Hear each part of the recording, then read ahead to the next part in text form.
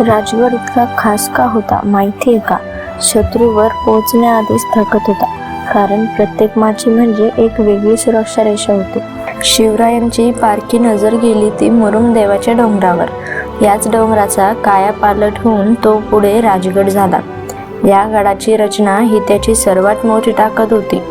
उंच हा गड समुद्रसपाटीपासून 1400 मीटर उंच आहे.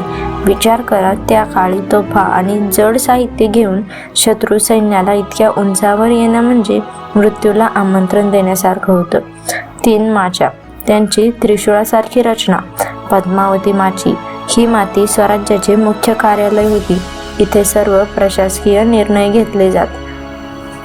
संजीवनी माची ही माची म्हणजे शत्रूसाठी एक भूलभुलैया आहे. इथे दुहेरी तटबंदी आणि चिलखती बुरुज शत्रूला चकमा देण्यासाठी बनवले होते. सुवेळा माची पूर्वेकडून येणाऱ्या शत्रूवर आणि हालचालींवर नजर ठेवण्यासाठी ही सर्वोत्तम जागा होती.